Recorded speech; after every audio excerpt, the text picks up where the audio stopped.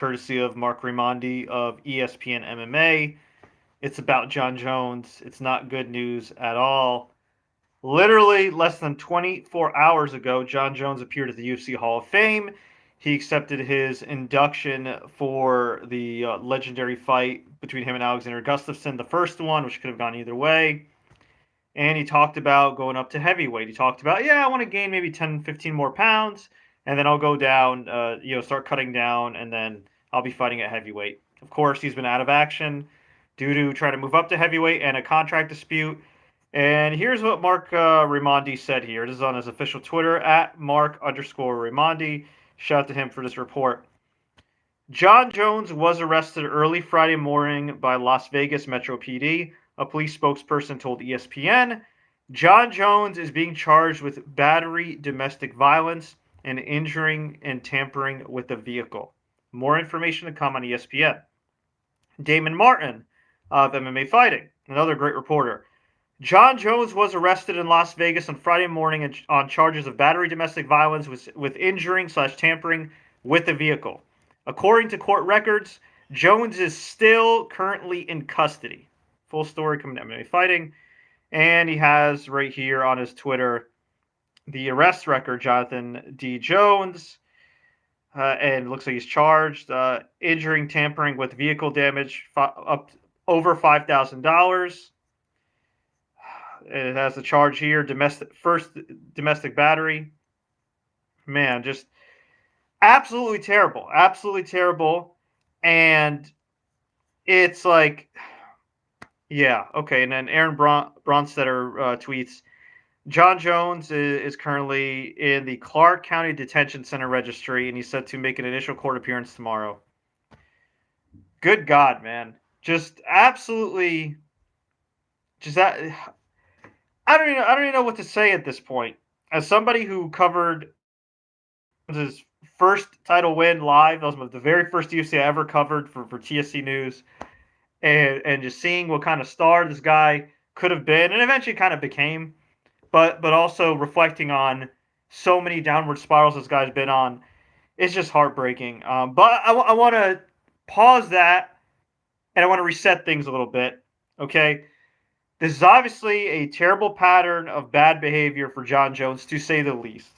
And at the end of the day, while my heart breaks for his family, while my heart breaks for the fact that this guy seems to be throwing away a legendary career, even though if he retired tomorrow, he'd be in the Hall of Fame as just an individual fighter.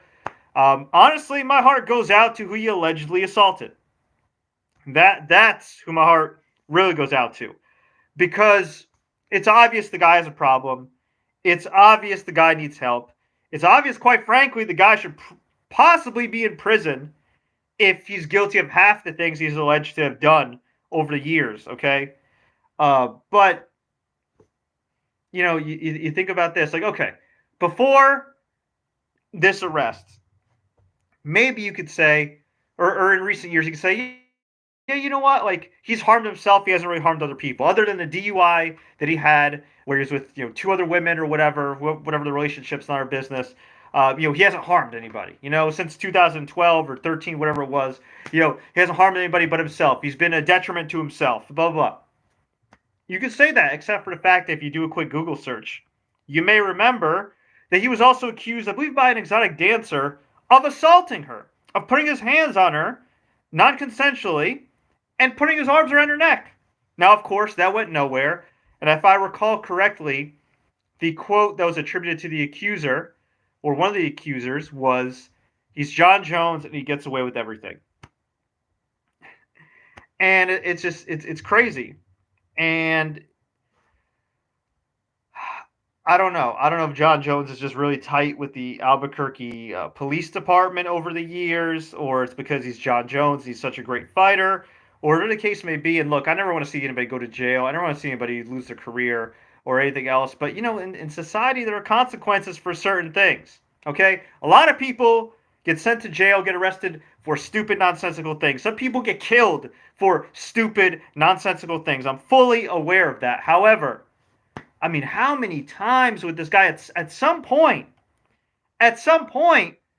like, something's got to give, right? The guy's either going to end up in a cell, He's going to end up in rehab.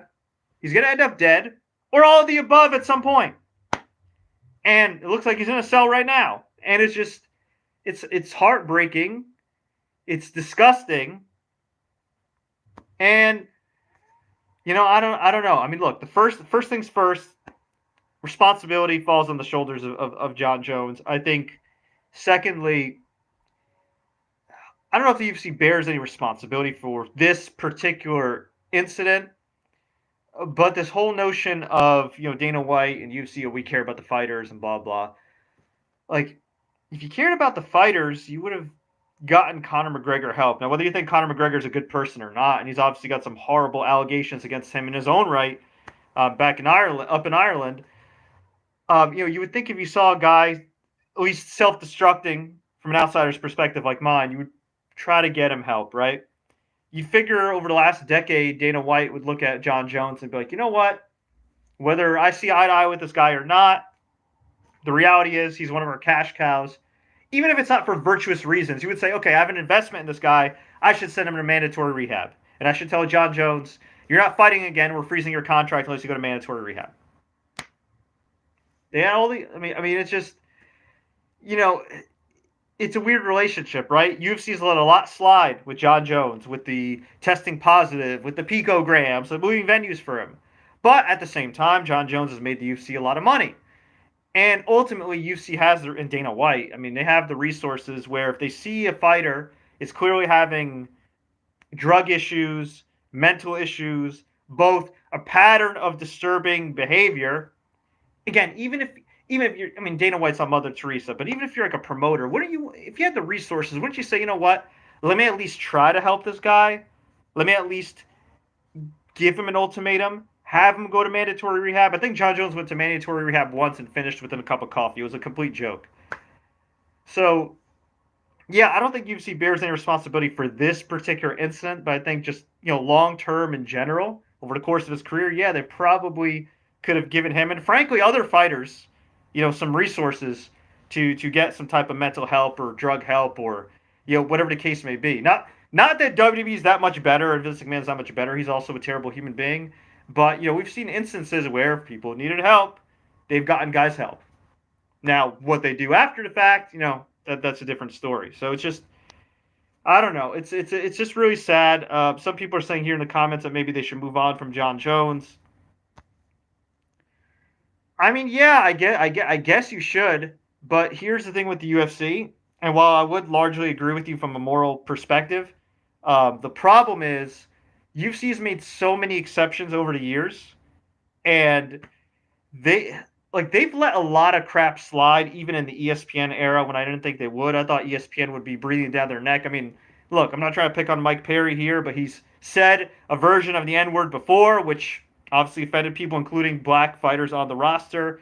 He's obviously gotten into fights and mix-up and things like that. And from what I understand, he's getting help, which is great, but, in theory, you could easily cut a guy like that for being a repeat offender.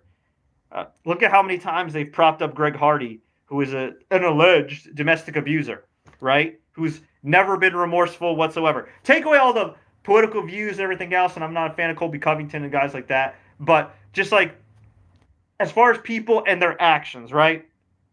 They've promoted Greg Hardy. They've put him in co-main events. They've let Jon Jones slide. They've exploited him. They've seen him go down in this downward spiral, right? And they still just decide to book him, no problem.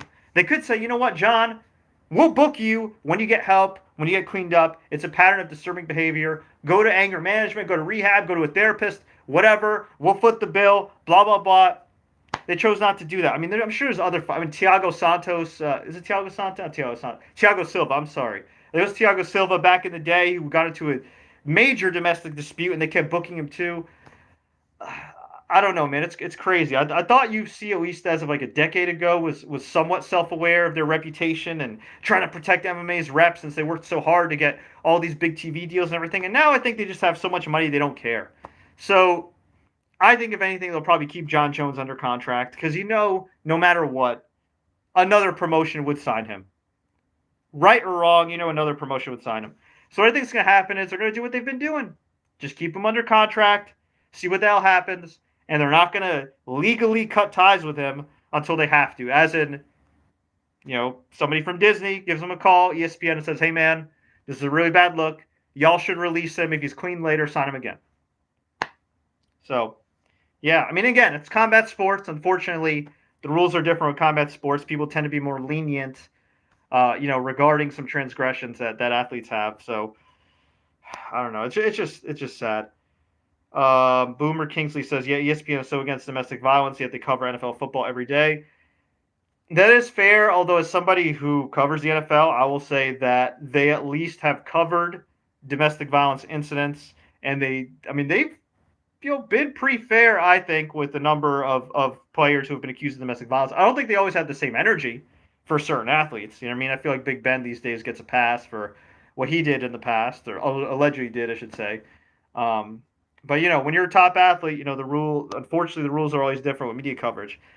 Fieldsmonger says if Jon Jones was just a journeyman fighter, he'd be long gone. I'd agree with you, but at the same time, again, I'll bring up Mike Perry and I'll bring up Thiago Silva. And again, I don't want these guys to be on the street, broke, dead, whatever. I'm not wishing bad on anybody, but it's like, do those guys really mean anything for the bottom line? And I know Thiago Silva's long gone, but Mike Perry, I think, is still on the roster. I don't know. They seem to not care. I mean, Greg Hardy. Did Greg Hardy generate any ounce of positive interest on any event he's been on? Other than people maybe want to see him get knocked out because he's a piece of shit? No, I don't think so. So, yeah, I would normally say maybe UFC would be more self-aware if it was a mid-card fighter, but I don't know. We've seen cases where, for whatever reason, they just don't care. As the GOAT, you're supposed to be setting an example. I mean, look, man, let's keep it real. There's a lot of great athletes who are scumbags. You know what I mean? It's Jon Jones isn't the only one. I mean, Brett Favre with all the sexual harassment stuff and everything else, and the alleged money laundering long after he played. I mean, there are a lot of famous athletes and celebrities who have been successful who have been terrible people. So that doesn't necessarily surprise me. It's crazy. I mean, again, best wishes to the alleged victim. It's just crazy. The only person who could stop Jon Jones is Jon Jones. Forget the BS Matt Hamill DQ loss and Steve Mazzagatti. That guy is practically undefeated. He's been so dominant throughout his career. You could make the strong argument that Dominic Reyes beat Jon Jones. I think he slightly beat Jon Jones, but I mean, I didn't think it was necessarily a robbery. And yeah, I don't know. I guess if there's one good thing for the UFC, it's that they have an excuse to not book him and to give into any contract demands, which he had. Which, by the way, I was on the side of Jon Jones because I think he's made the UFC a lot more money than he's been paid. And, I'm on Francis Ngannou's side and fighter's side when it comes to pay. But I also think what's good for UFC is that, if you don't remember, he vacated the light heavyweight title because he wanted to go up to heavyweight. And then, of course, he got into the contract dispute. And, we know what happened from there. He hasn't fought since, I think, February 2020, since he beat Dominic Reyes via that razor-thin decision. So, yeah, I mean, UFC kind of dodged a bullet. Of course, Jan Blachowicz became the champion, and, we'll see what happens between Jan and Glover. I want to hear more details first, what the people did to make Jon Jones beat them up. Come on, man. I mean, I think we all want to hear more details, but I don't think we should be alleged victim blaming here. And again, if this was somebody else who's never been in trouble, you know what I mean? If this was one of those things where it's like, I don't know, I'll throw out an example, like Richard Sherman, who obviously had a mental breakdown and a lot of things seem to be going on in his personal life, but he's never been in trouble before, and this seems like something's completely out of character. That's one thing you say, okay, let's wait for, some details to come out. But this is Jon Jones, who since 2012, incident after incident. Again, the drunk driving, the getting popped for steroids or whatever. And honestly, stuff like that kind of, again, pales in comparison to assaulting somebody. Although the drunk driving I take seriously because he could kill somebody besides yourself, and he almost did. But, you had the hit and run. He hit and run a pregnant woman.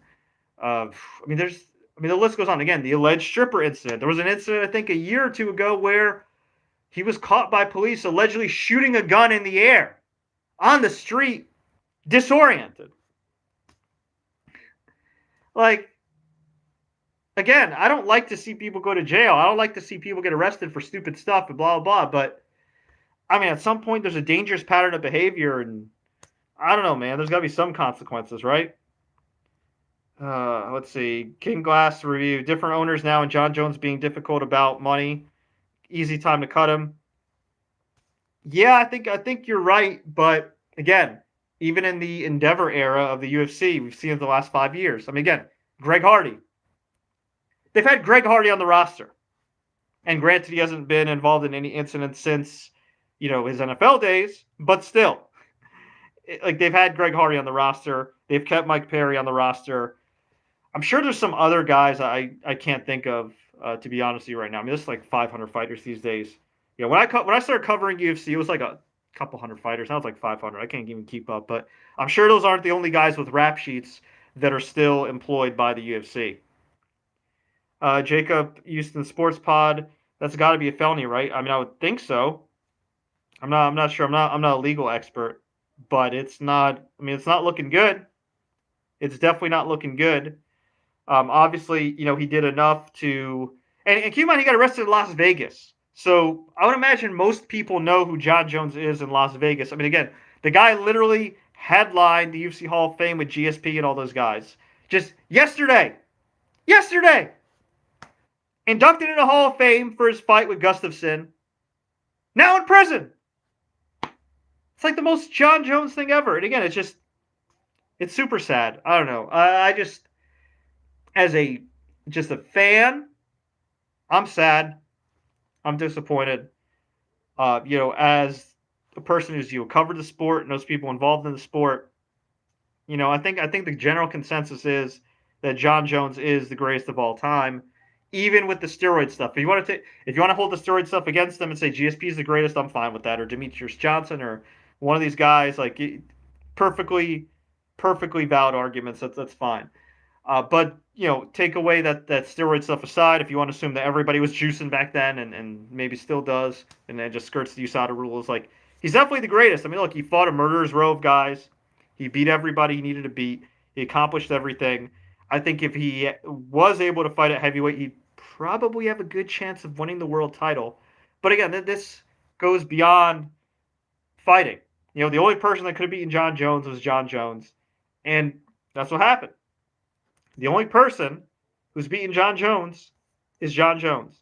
And now he has a lot more to worry about than if he's going to get up to 270 and then cut down to 265. He has a lot more to worry about than that. What he has to worry about is his freedom. What he has to worry about is the alleged victim. And yeah, again, my heart goes out to, my heart just goes out to the alleged victim, because that's who the real focus should be on, honestly. It's just awful. I'm trying to see if there's any other details here before I sign off from Marc Raimondi of ESPN, who originally reported this. Okay, so we have some more details here. Jones being charged with misdemeanor domestic violence, and injuring and tampering with the vehicle. Officer Larry Hadfield of the Las Vegas Metro PD told ESPN he is currently being held at the Clark County Detention Center per online inmate records. His total bail is $8,000, but Jones is on a 12-hour hold. Okay, so again, I'm not a legal expert, but I'm assuming he could probably get out after that hold. Still, obviously not a good look. He was arrested at 5:45 a.m. Friday at a resort near Las Vegas Boulevard and Flamingo Road. UFC and Jones's team did not immediately respond for comment. Also, I think something that should be notable, and I'm pretty sure this is still the case. Somebody can please correct me if I'm wrong. Didn't Jones also depart from his management team? Wasn't he with Malky Kawa in first-round management for like a decade? And last time I checked, I don't think they were on speaking terms, or at least they weren't doing business together. Which, I mean, Malky Kawa is one of the... Say what you want about MMA managers in general, but Malky Kawa is considered one of the better ones. And, yeah, for him to depart, that's also kind of... Maybe it's just a strange coincidence, or maybe that's something to do with his behavior. Let's see. Okay, yeah, no other details here, pretty much. Yeah. And still just 34 years old.